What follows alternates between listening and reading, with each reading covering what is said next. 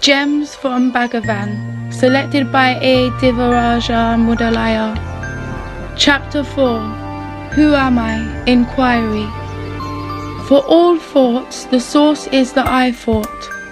The mind will merge only by self-inquiry. Who am I?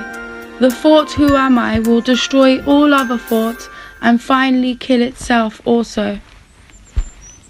If other thoughts arise without trying to complete them, one must inquire, to whom did this thought arise? What does it matter how many thoughts arise? As each thought arises, one must be watchful and ask, to whom is this thought occurring? The answer will be, to me.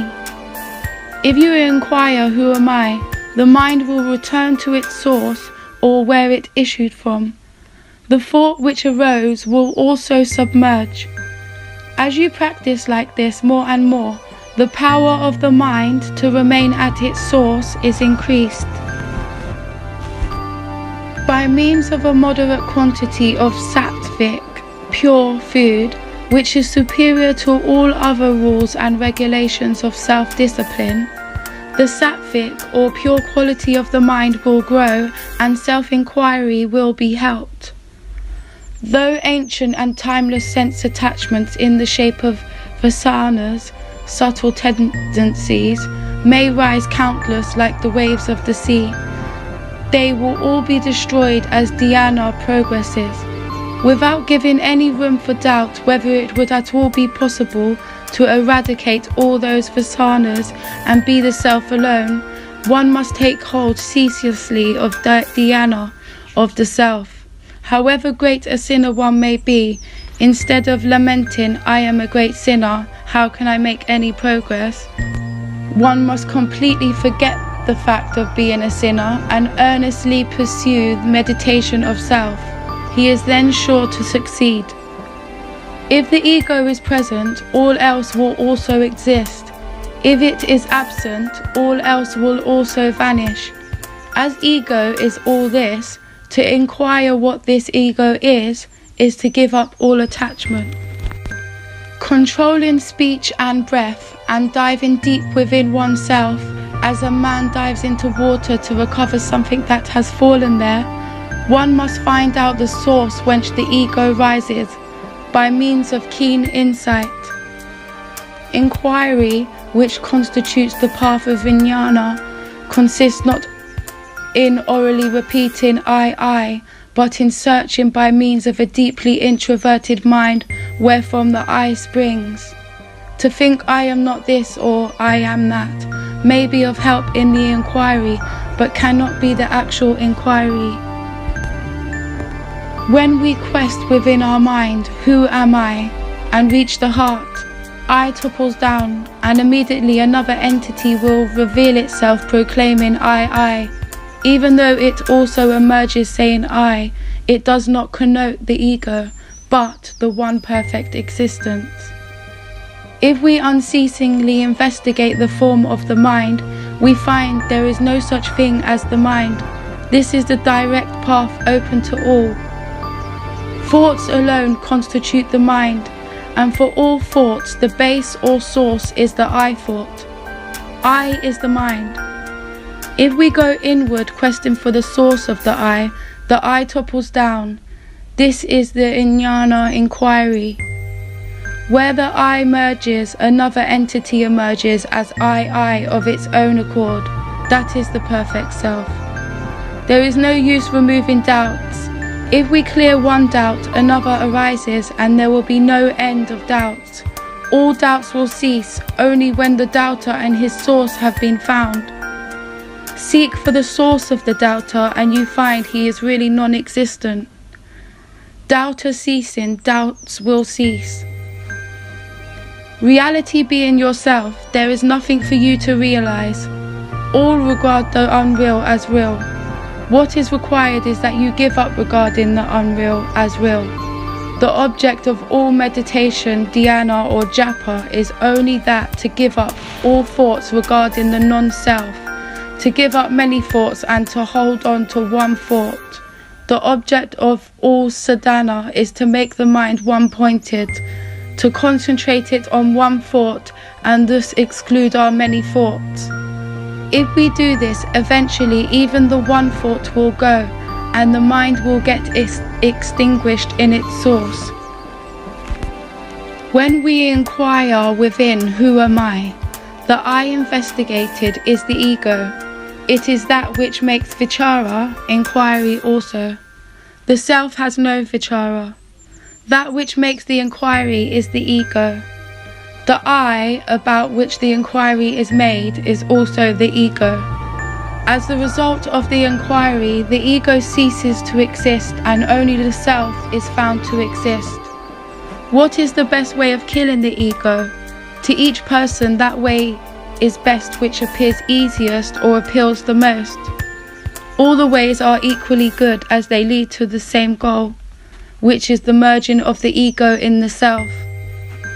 What the Bhakta calls surrender, the man who does vichara calls jnana. Both are trying to take the ego back to the source from which it sprang and make it merge there. To ask the mind to kill itself is like making the thief the policeman. He will go with you and pretend to catch the thief, but nothing will be gained. So you must turn inward and see from whence the mind rises, and then it will cease to exist. Breath and mind arise from the same source, and when one of them is controlled, the other is also controlled. As a matter of fact, in the quest method, which is more correctly, whence am I, and not merely who am I, we are not simply trying to eliminate saying we are not the body nor the senses and so on to reach what remains as the ultimate reality, but we are trying to find out whence the I thought or the ego arises within us. The method contains within it, though implicitly and not expressly, the watching of the breath. When we watch wherefrom the I thought arises, we are necessarily watching the source of breath also, as the I thought and the breath arise from the same source. Breath control may serve as an aid but can never by itself lead to the goal. While doing it mechanically, take care to be alert in mind and to remember the I thought and the quest for its source. Then you will find that where the breath sinks, there the I thought arises. They sink and arise together. The I thought will also sink along with the breath. Simultaneously, another luminous and infinite I will emerge, and it will be continuous and unbroken. That is the goal. It goes by different names: God, Self, Kundalini, Shakti, Consciousness, etc. Who am I is not a mantra. It means that you must find out where in you the I thought arises, which is the source of all other thoughts. But if you find that vichara marga path of inquiry is too hard for you, you go on repeating I, and that will lead you to the same goal. There is no harm in using I as a mantra. It is the first name of God. I ask you to see where the I arises in your body, but it is not really quite correct to say that the I rises from and merges in the heart on the right side of the chest.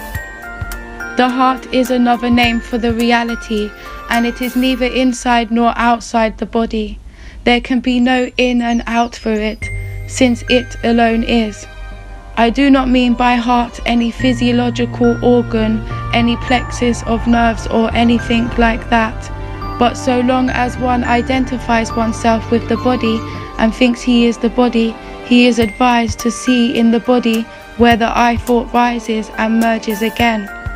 It must be the heart at the right side of the chest, since every man of whatever race and religion, and in whatever language he may be saying I, points to the right side of his chest to indicate himself.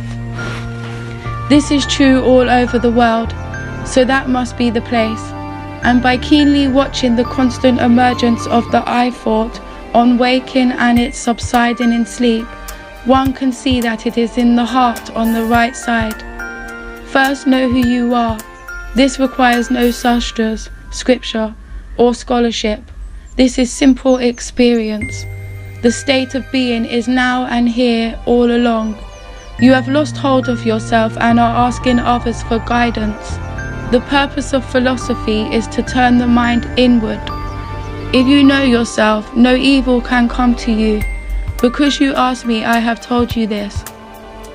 Si Cavallia Navanita. The ego comes up only by holding you, the self. Hold yourself and the ego will vanish. Until then, the sage will be happy saying, there is, and the ignorant will be asking, where? Regulation of life such as getting up at a fixed hour, bathing, doing mantra, japa, etc. All this is for people who do not feel drawn to self-inquiry or are not capable of it. But for those who can practice this method, all rules and discipline are unnecessary.